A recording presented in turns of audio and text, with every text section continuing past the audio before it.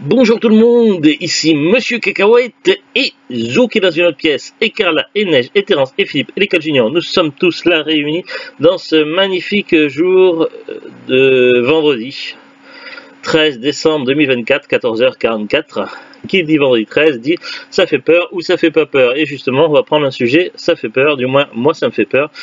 C'est les araignées et en particulier l'araignée qui est quelque part dans la maison, je ne sais pas où. Du coup, c'est pour ça que je lance un avis de recherche, avis de témoin. Avez-vous vu cette araignée? Et hop, transition. Voilà, je sais pas si je vais réussir mon montage.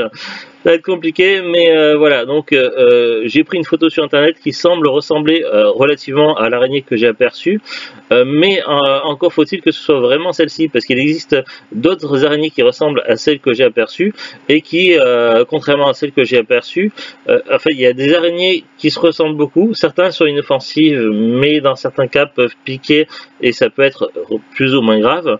Et il y a d'autres araignées qui leur ressemblent beaucoup, mais qui sont pas du tout inoffensives et qui sont extrêmement dangereux en France. Bref, parlons peu, parlons bien, parlons des araignées. J'ai quelques phobies, comme un peu tout le monde, dont les araignées depuis tout...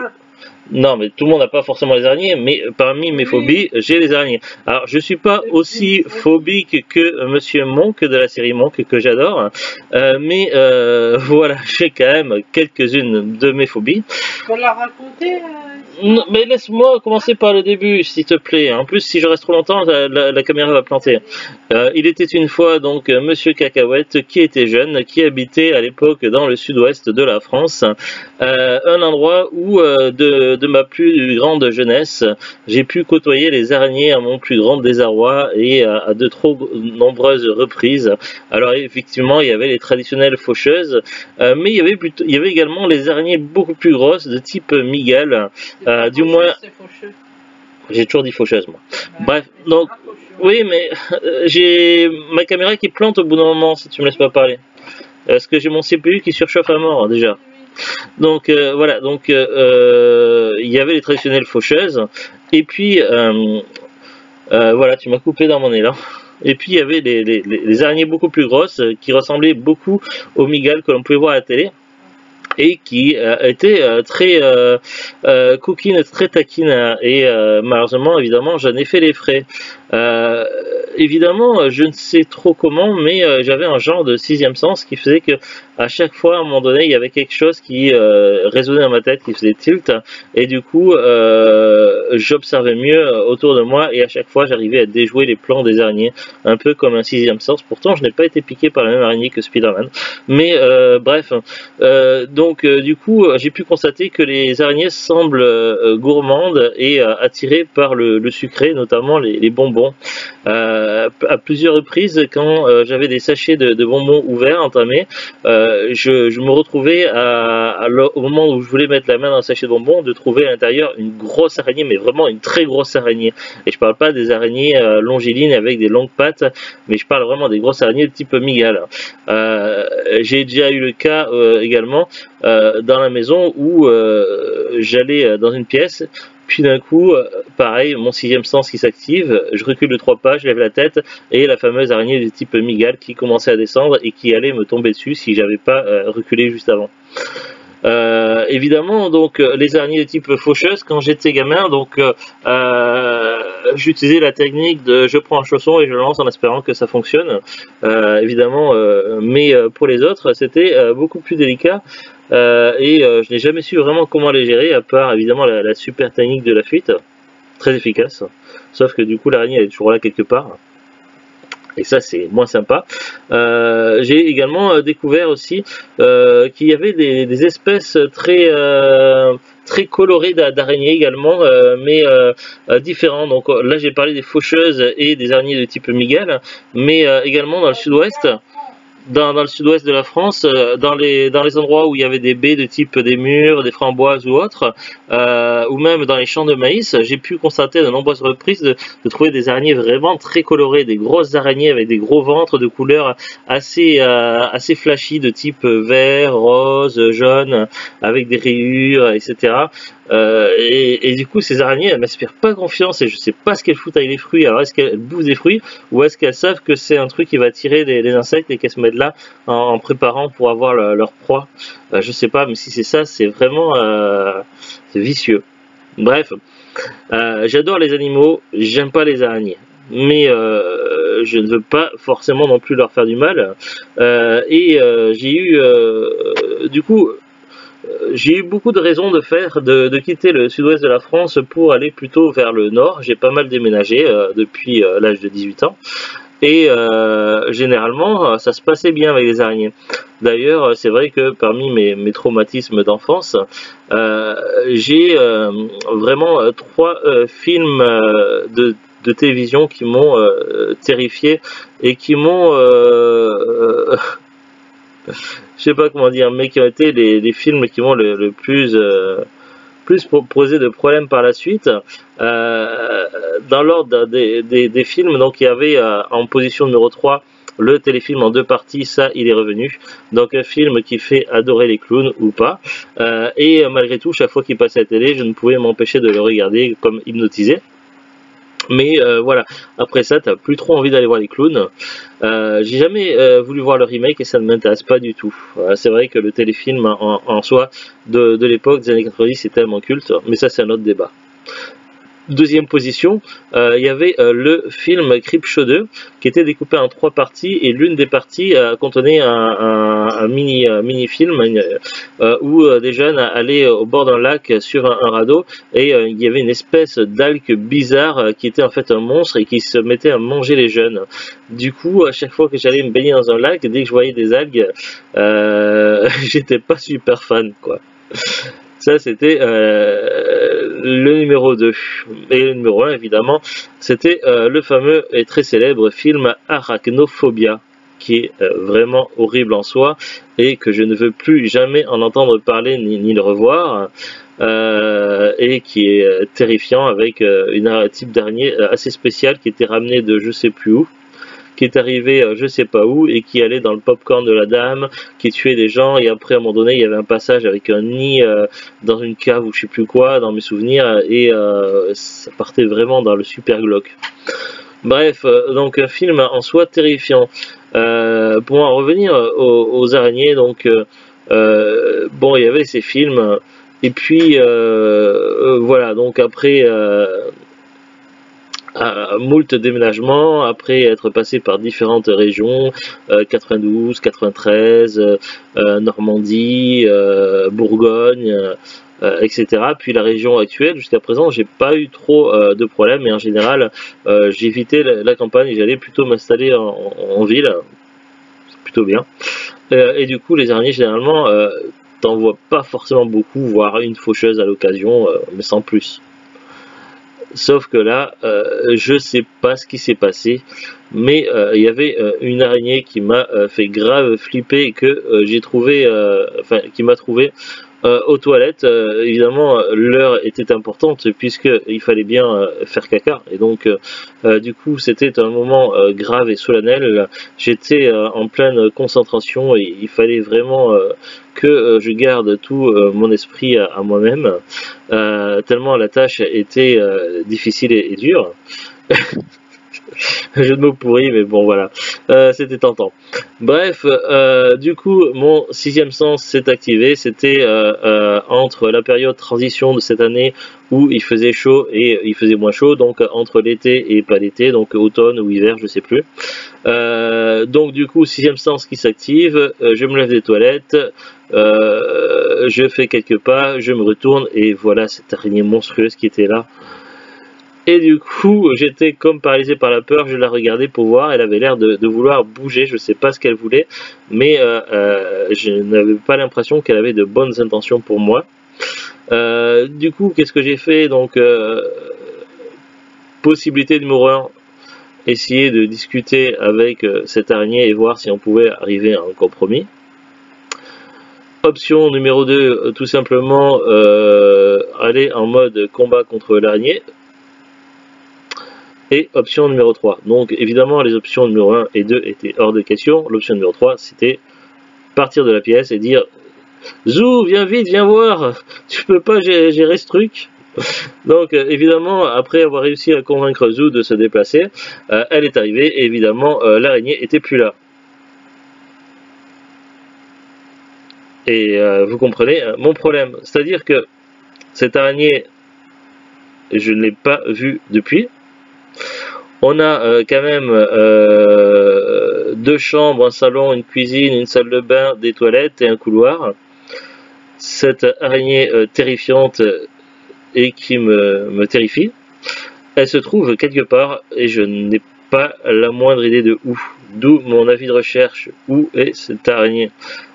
Qu'est-ce qu'elle veut? Quel est son objectif? Et quand c'est qu'elle prévoit de prendre ses bagages et d'aller faire un tour ailleurs, peut-être chez les voisins ou un peu plus loin dans la rue, peu importe, ou se trouver un jardin. Mais voilà. Bon, je suis cool, j'adore les animaux. D'ailleurs, on a 2 chats et 4 gerbilles, enfin 8 actuellement, mais il y en a 4 qui vont être adoptés. Au départ, on avait prévu d'avoir que 2 gerbilles, 2 garçons, mais finalement, un garçon était en réalité une fille. Donc, du coup, ça a compliqué un petit peu la chose. Du coup, les naissances qu'on a eues en trop, on les fait adopter, mais on a gardé quand même 2 des enfants, ce qui fait que normalement, on garde Terence et Philippe, les parents, Butters et Token, 2 des enfants de la première portée. Puisqu'on a fait opérer Philippe à la première portée, mais en fait il avait eu le temps de remettre enceinte en suivant Terence. Bref, donc du coup pour la première portée on a gardé Butters et Tolkien, et puis pour les autres, donc on a 5 chippies qui sont été adoptés, et là on a les 4 juniors qui vont pas tarder à être adoptés, les 4 derniers. Donc voilà, on a des gerbilles et puis on a également 2 chattes, Carla et Neige. Donc les animaux j'aime bien, les insectes pourquoi pas. D'ailleurs j'ai l'habitude des serpents, ayant vécu dans le sud-ouest, les serpents faisaient partie du quotidien, ils étaient avec nous, ils se promenaient, ils allaient à côté de nous, j'ai déjà dit. Et ils aimaient bien aussi s'enrouler sur les roues des vélos des enfants. Ils allaient à l'école également, les serpents, donc on avait des serpents qui allaient se promener à l'école lorsque j'étais en école primaire. Donc voilà, les serpents faisaient partie de mon quotidien et je n'en ai jamais eu peur. Donc, et puis ils n'ont jamais cherché à me faire du mal, contrairement aux araignées. Mais ça c'est autre chose. Donc du coup, voilà, les insectes et les serpents et autres, ça ne m'a jamais vraiment posé de problème, mais les araignées c'est autre chose. Du coup, j'ai cette araignée là qui m'inquiète et du coup je ne sais pas du tout comment elle est rentrée dans la maison, parce que l'araignée elle était quand même de taille assez élevée. Alors je sais qu'une araignée peut se replier sur elle-même et se faufiler dans les coins, tout ça, je suis pas bête. D'ailleurs oui, je vais vous parler également des nids d'araignées et d'autres choses, mais après là on revient sur cette araignée qu'on suppose être une tégénaire mais on n'est pas sûr. Donc on sait que ça peut se replier et passer par exemple dans des coins qu'on n'imaginerait pas, mais j'ai inspecté un petit peu les endroits possibles. Déjà pour la fenêtre ça me paraît très improbable, simplement parce que à cause des chats et surtout des chats, pour la fenêtre, quand on veut faire entrer de l'air dans la maison, on ferme les volets qui sont électriques et après on ouvre la fenêtre, comme ça il n'y a pas possibilité qu'un chat se casse la gueule et tombe, surtout quand on en a une qui est très maladroite. Du coup donc là-dessus on est très sécurité au niveau des fenêtres. À aucun moment cette araignée aurait pu passer par une des fenêtres. Pour la porte d'entrée, c'est encore autre chose, parce que déjà le premier point c'est que il y a un interphone, donc il aurait fallu que l'araignée soit elle aille à l'interphone, elle appuie sur le bouton de quelqu'un de l'immeuble, que ce quelqu'un là il se dise oh tiens quelqu'un sonnait mais personne ne parle, je vais ouvrir, on sait jamais. Ensuite que l'araignée, une fois que la porte est ouverte, donc non, une fois que ça a sonné, il faut quand même qu'elle aille sur la clenche, qu'elle appuie de toutes ses forces sur la clenche pour que la porte s'ouvre. Ensuite qu'elle rentre dans l'immeuble, qu'elle monte les marches d'escalier et qu'elle trouve un moyen de passer en mode téléportation entre un côté de la porte et l'autre, puisqu'il n'y a aucun emplacement en dessous de la porte pour qu'elle puisse passer. Donc ça défie complètement les lois de la physique. Ce tour de magie, comment elle est passée, à moins qu'il y ait un passage secret quelque part dans l'immeuble qui mène à l'appartement, éventuellement par des canalisations, je sais pas. Mais voilà, je trouve ça quand même très improbable et assez inquiétant. Donc a priori, comme cette araignée n'avait aucun moyen de rentrer dans la maison, elle n'a également aucun moyen d'en partir. Vous voyez où se situe le problème. Alors Neige, attends, parce que là, tu vas faire des conneries. La dernière fois que tu m'as fait le coup que je buvais du café, t'avais mis ta queue dans le café, t'avais repeint l'écran de l'ordinateur. Et ça, c'est pas cool. Du coup, moi, cette araignée-là, je ne cherche pas à l'exterminer. Et puis d'ailleurs, ça serait, si je prenais des bombes aérosols, ça serait dangereux, à la fois pour l'araignée en elle-même, mais aussi pour nous, en tant qu'humains, et pour nos chats et nos gerbilles. Donc, hors de question. Donc, sur Amazon, j'ai commandé ce produit-là, Repel Shield. Donc, on voit une araignée qui ressemble un petit peu à celle qui me pose problème. Le but, donc, c'est utiliser des produits naturels. Alors, je ne sais pas si on peut les lire ici. Il y a un agréable parfum de romarin, protection de longue durée contre les araignées. Et je sais plus, c'était marqué sur le site, donc Made in Germany, mais c'était marqué sur le site en fait que c'est que des produits naturels et que le but c'est de dire aux araignées de dégager. Donc j'ai testé une fois pour voir, mais je n'ai pas vu d'araignées depuis. Donc est-ce que ça fait fuir les araignées ou est-ce que les araignées en ont strictement rien à foutre? Je n'en sais rien. Mais du coup j'ai fait un peu de ce cheap shit aux endroits de type fenêtre, porte, etc. Je n'ai aucune idée de l'utilité de ce produit-là et j'ai été voir après les commentaires qui sont assez sceptiques et il y en a même un qui a mis dans les commentaires que ça ne faisait pas fuir les araignées mais ça les attirait, ce qui n'est absolument pas mon objectif. Mon objectif est de dire à cette araignée t'es gentil, je ne veux pas te tuer mais est-ce que tu peux partir de la maison? Mais visiblement j'ai des doutes quant à l'efficacité. Si vous avez des conseils pour dire à l'araignée de partir, je veux bien, mais je vois pas comment. Aussi, j'ai découvert également dans le sud-ouest, il y avait deux autres sujets que je voulais aborder toujours autour des araignées, mais il y en a un que j'ai déjà un trou de mémoire. Vous savez que les fourmis et d'autres insectes sont connus pour faire des nids dans le sol. Les araignées apparemment aussi. J'avais été très étonné, mais nous dans le sud-ouest on avait un sol assez meuble. Il faut dire que s'il y a des endroits qui sont pas loin de la maison qui étaient marécageux et qu'autrefois c'était un endroit recouvert par l'eau et du coup le sol reste assez sablonneux et très friable. Et du coup j'avais pu constater en jouant à la pétanque tout simplement que il y avait des trous dans le sol et de ces trous sortaient des milliers d'araignées, que du coup les araignées faisaient leur nid dans le sol et c'était des araignées toutes petites, mais une fois qu'elles rentraient dans la maison elles grandissaient et puis elles ressemblaient à ces fameuses araignées de type mygale, mais mygale flippante quoi. Du coup, les araignées, ça, je sais pas si c'est tous les araignées, mais certaines araignées vivent dans des nids qu'elles creusent dans le sol, dans les galeries et tout. C'est vraiment effrayant. Également, autre sujet que je voulais aborder, oui, qui m'avait également terrifié. Donc, j'ai pratiqué différents métiers dans ma vie. L'un de mes anciens métiers m'a fait côtoyer un collègue de travail qui avait deux emplois, dont l'un était sapeur-pompier.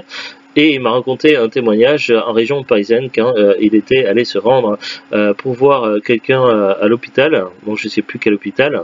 Il était tombé sur un patient qui avait tout simplement un trou au niveau du cou et qui avait plein d'araignées qui sortaient de son cou en fait, qui avait une espèce d'araignée en France qui avait pondu dans le cou de la personne et du coup les araignées avaient éclos et avaient commencé à lui bouffer une partie du cou et qui en sortait après. C'est vraiment un spectacle apparemment horrible et c'est vrai qu'on parle souvent des araignées dans les autres pays. En France, ouais, on a de la chance, mais non, en fait il y a des araignées qui sont terribles, horribles et potentiellement extrêmement dangereuses en France et on n'en parle jamais.